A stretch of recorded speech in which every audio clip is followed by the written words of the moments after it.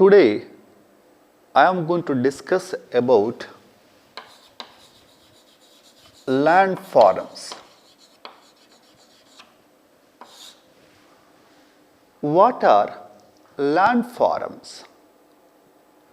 Any natural or artificial feature of the earth's surface. Any natural or artificial feature of the earth's surface having a distinct shape and origin is called as landform. Tectonic plate movement under the earth can create landforms. Basically, there are four major types of landforms. Number one, mountains.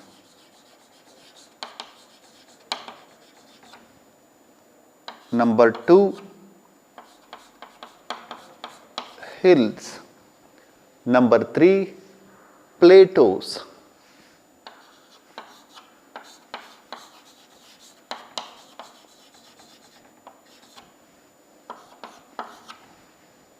Number four, again, plains.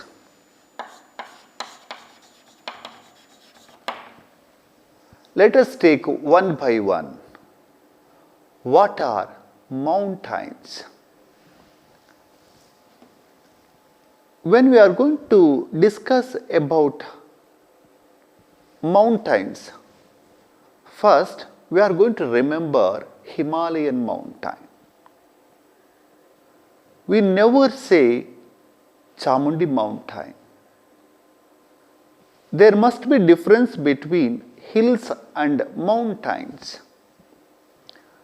Mountains are landforms that rise high above surrounding terrain and usually form sharp peaks. Above 2000 feet mean sea level, mountain must be raised about 2000 feet from the mean sea level. The mountain building is known as orogeny. The term orogeny was coined by G.K. Gilbert.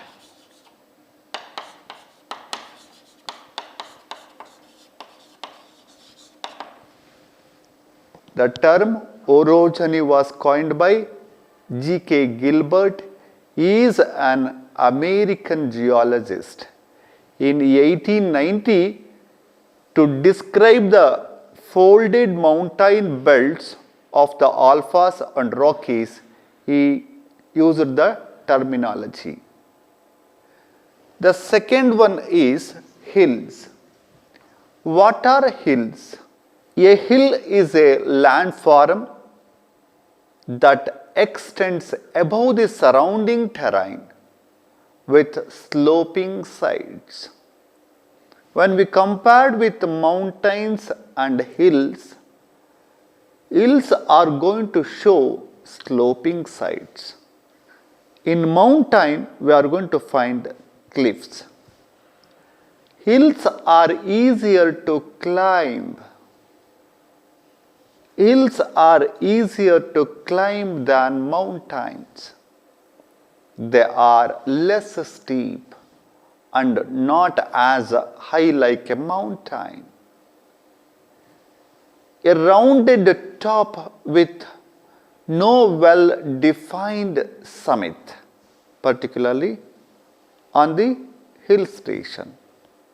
Zakopan Hill is located near southern Poland at the base of the Tatras Mountains.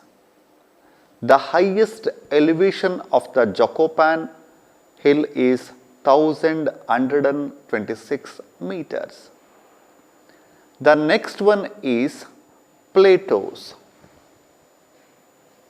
What are plateaus? Plateaus are flat highlands which are separated from the surrounding areas due to steep slopes. Just you see, this is the steep slope, this is the steep slope, the top surface is always flattened. Plateaus usually form when two tectonic plates collide each other, causing a slow upward movement of land. The world's largest plateau is the Tibetan Plateau, located in Central Asia. It stretches through the countries of Tibet, China, and India and occupies an area of 2.5 million square kilometers. The next one is plains. Plains again are flat landforms which are gently undulating terrains without prominent hills or depressions. Plains are formed both by internal forces of the earth and by external process of aggradation and degradation. Aggradation means the eroded material is deposited at one point. The deposition of the material which leads to the development of mound. The degradation means the removal of material from the hill terrain that will be deposited towards low-lying area. Again, plains can be found at any altitude. Plains or the lowlands of the earth may be very flat.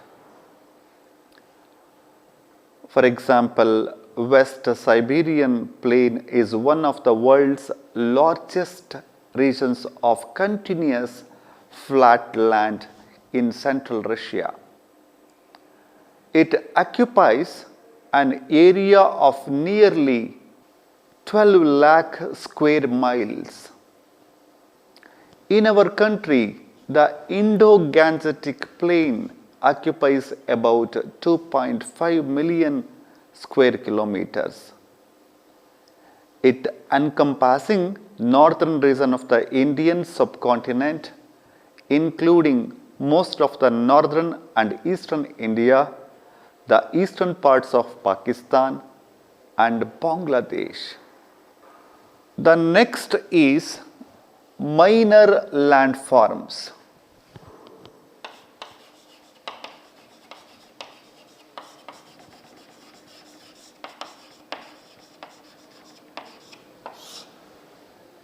Which are minor landforms? Minor landforms include buttes, canyons, valleys, basins, deserts, dunes, islands, etc. Let us take again one by one. Mesa.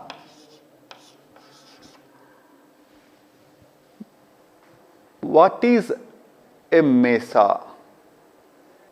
An elevated area of land with a flat top. The Grand Mesa in the US state of Colorado, considered the largest mesa in the world.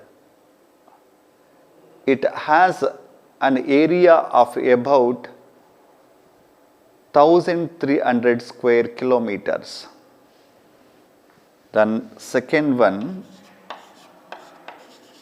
butte. Butte again are the landforms, is a isolated hill with very steep slope side and a flat top. The height of a butte when measured from the surrounding land is usually greater than its width. A butte is also a flat-topped hill with steep sides, though smaller in area than a mesa. Big Southern Butte is the world's largest butte located near the center of the eastern Snake River Plain in US state of Idaho. The next landform is desert.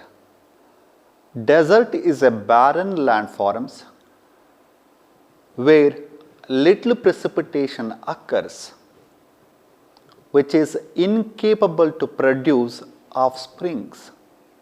The Antarctic desert is the largest desert on the planet, measuring a total 13.8 million square kilometers. The next is sand dune. Sand dune is a mound of sand formed by the wind action. Dunes are found in dry desert regions, free of vegetation, where there is no vegetation. Definitely on that particular desert we can able to find sand dunes. Where sand grains are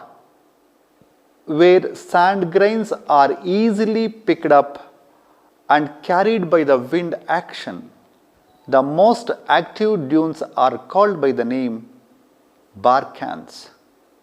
Barcans is a crescentic shaped sand dune with a convex side in the direction of the wind and opposite side is concave. These are all the minor landforms. The next heading is drainage pattern.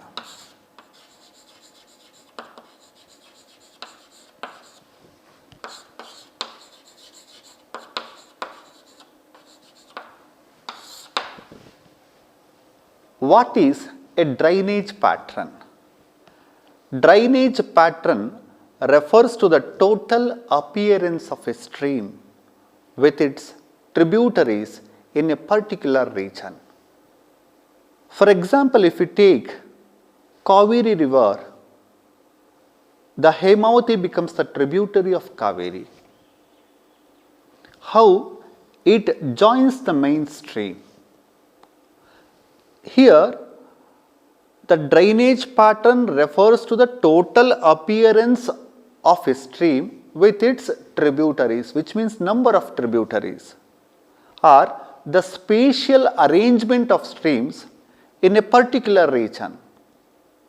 The pattern of a stream may be the result of many factors like nature of the slope, structural control, lithological characteristics, topography of the particular area, climatic conditions, tectonic factors, vegetal characteristics, etc.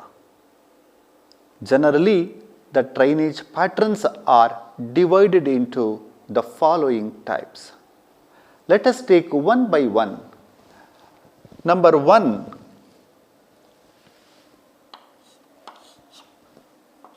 dendritic.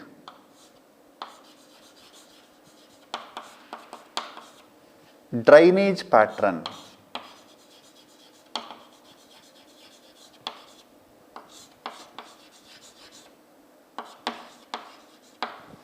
What is dendritic drainage pattern? How it appears? Dendritic drainage pattern means tree-shaped drainage pattern. How it will be appeared? If we consider the red color is the main stream,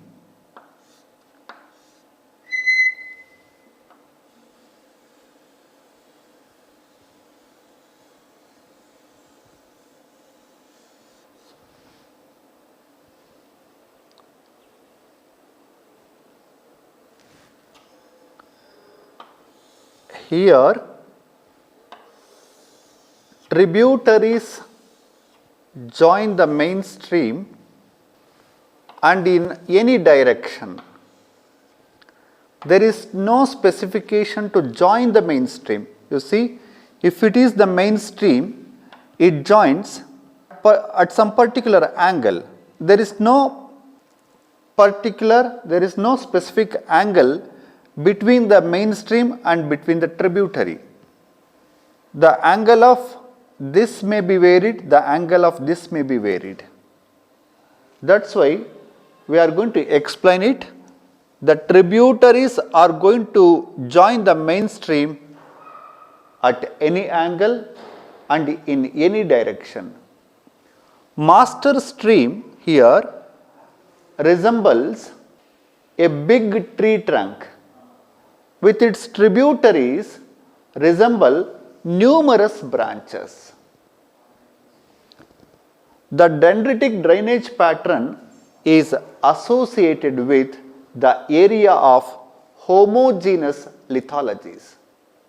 The dendritic drainage pattern is associated with the areas of homogeneous lithologies, which means the presence of same type of rocks. In addition to that, most of the time the area is either horizontal in nature or the area is going to show gentle dipping beds. The next one is trellis drainage pattern.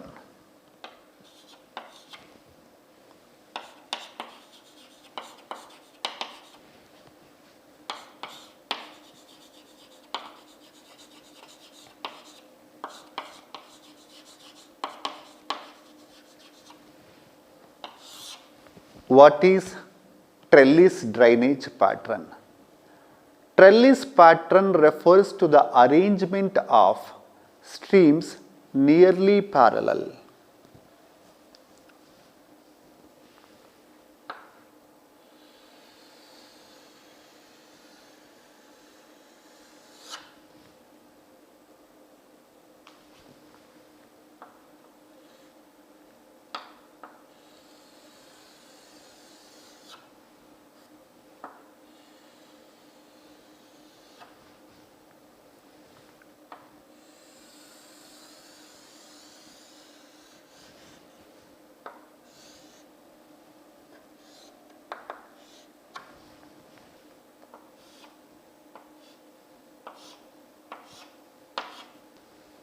Here tributaries are taking right-angled bends to join the main streams.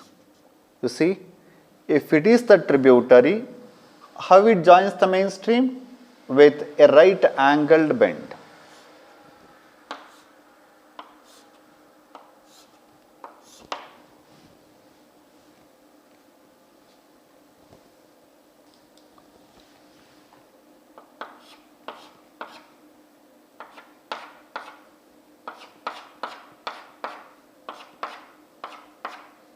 Except master stream, tributaries may flow through two right-angled bends. Trellis pattern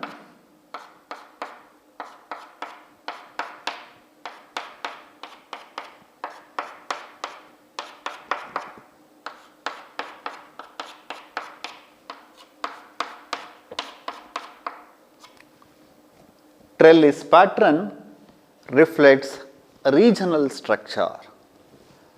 The next one is radial drainage pattern.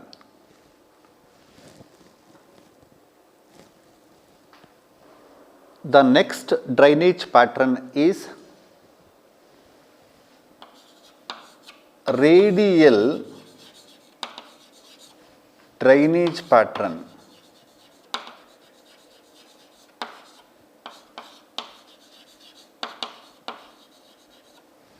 It is also called as centrifugal drainage pattern. It resembles the spokes of the wheel.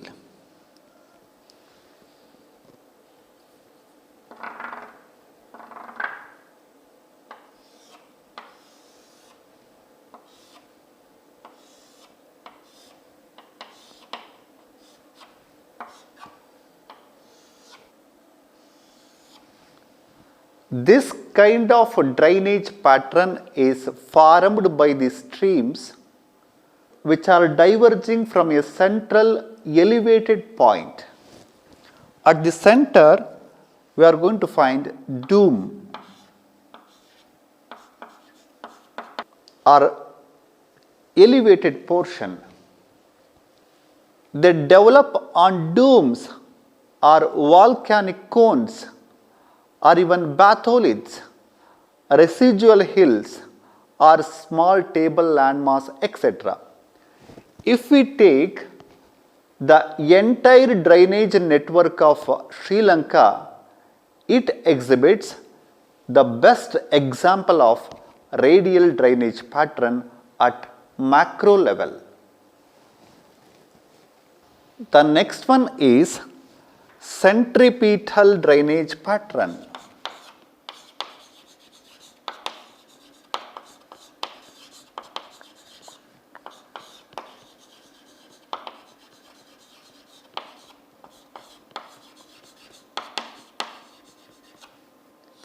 Centripetal drainage pattern produced by the rivers flowing towards a central depression of a basin or a crater lake. Opposite to this one, here the streams are flowing away from the dome shaped structure. Here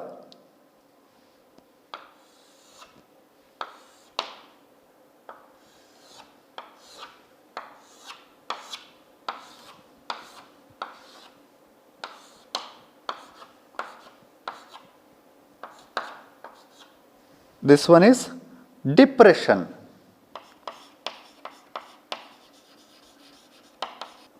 Depression or valley or crater lake, whatever we call.